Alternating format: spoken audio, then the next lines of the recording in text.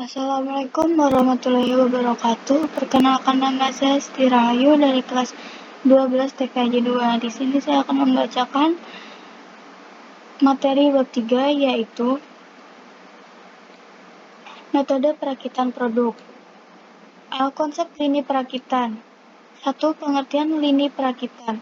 Lini perakitan dapat berupa otomatis atau manual, merupakan suatu sistem yang terdiri dari pekerjaan dan mesin untuk menghasilkan suatu produk. Lini perakitan bergantung pada biaya, level produksi, fleksibilitas, serta kerumitan dari produk itu sendiri. Lini perakitan juga dideskripsikan sebagai sebuah proses pemabrikan di mana bagian-bagian yang memiliki suku cadang suatu produk dirakit dan digabungkan satu persatu dengan urutan tertentu hingga menjadi produk lengkap akhir. Adapun permasalahan penting dalam penyeimbangan lini adalah: A. Penyeimbangan lini antar stasiun kerja. B. Menjaga kelangsungan produksi di dalam lini perakitan.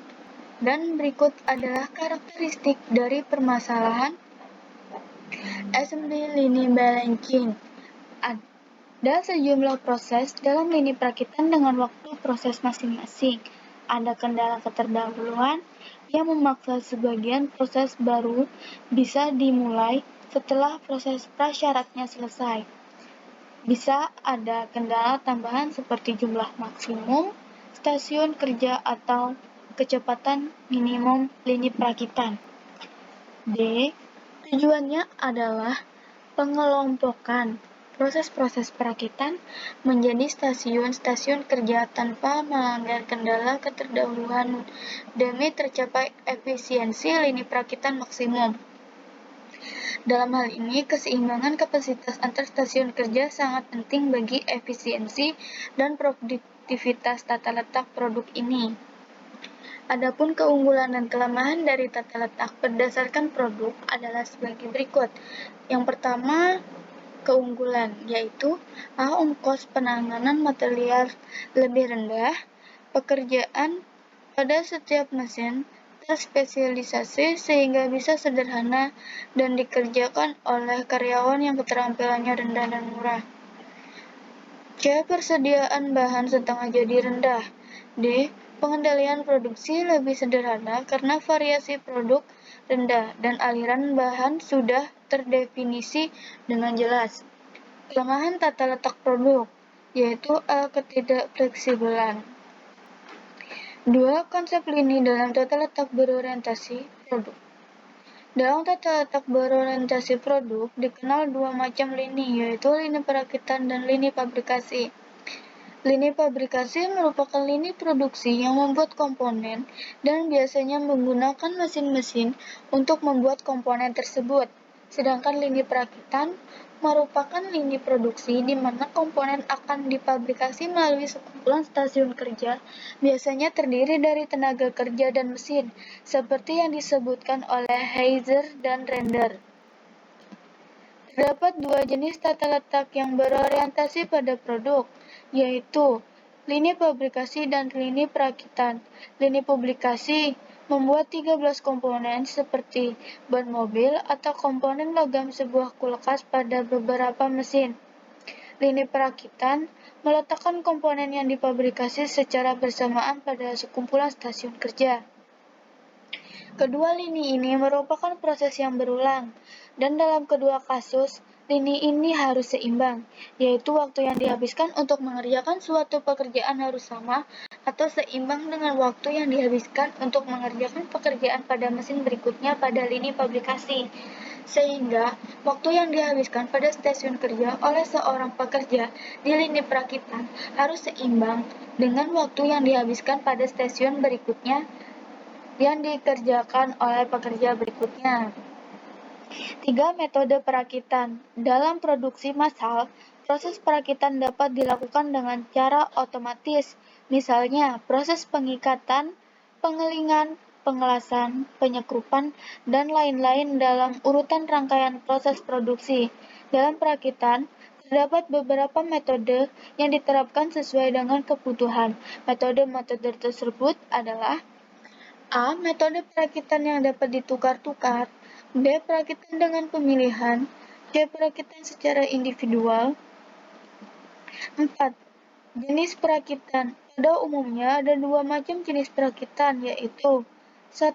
Perakitan manual, yaitu perakitan yang sebagian besar proses dikerjakan secara konvensional atau menggunakan tenaga manusia dengan peralatan yang sederhana tanpa alat-alat bantu yang spesifik atau khusus. Yang kedua, perakitan otomatis, yaitu perakitan yang dikerjakan secara sistem otomatis seperti otomasi elektronik, mekanik, gabungan mekanik dan elektronik yaitu mekatronik, dan dibutuhkan alat bantu yang lebih khusus. Sedangkan untuk jenis perakitan dapat dibedakan menurut jenis produk yang akan dilakukan perakitan, yaitu 1. Produk tunggal. Jenis perakitan produk tunggal yaitu perakitan dengan produk hanya satu jenis saja. Yang kedua, produk seri jenis. Perakitan produk seri adalah bila perakitan dilakukan dalam jumlah massa, dalam bentuk dan ukuran yang sama. Contohnya, proses perakitan produk elektronik, perakitan mobil, perakitan motor, dan lain-lain. B. Proses perakitan jaringan antar RT atau RW. Yang pertama yaitu konsep jaringan RT atau RW net. Yang kedua, membangun RT atau RW net sederhana menggunakan mikrotik. C. Line balancing. 1. Definisi line balancing. Line balancing didefinisikan sebagai suatu analisis yang mencoba melakukan suatu perhitungan keseimbangan hasil produksi dengan membagi beban antar proses secara seimbang, sehingga tidak ada proses yang ideal akibat terlalu lama menunggu keluarnya produk dari proses yang sebelumnya. Berikut ini adalah pengertian keseimbangan lini atau line balancing menurut dua ahli yang berbeda. A. Keseimbangan merupakan kesamaan keluaran atau hasil atau keseluruhan produksi pada setiap urutan lintasan produksi. Bufa, Elwood tahun 1983. B. Keseimbangan lini bertujuan untuk memperoleh suatu arus produksi yang lancar dalam rangka memperoleh utilitas yang tinggi atas fasilitas, tenaga kerja, dan peralatan melalui penyeimbangan waktu kerja antara stasiun kerja. Herjanto tahun 1999.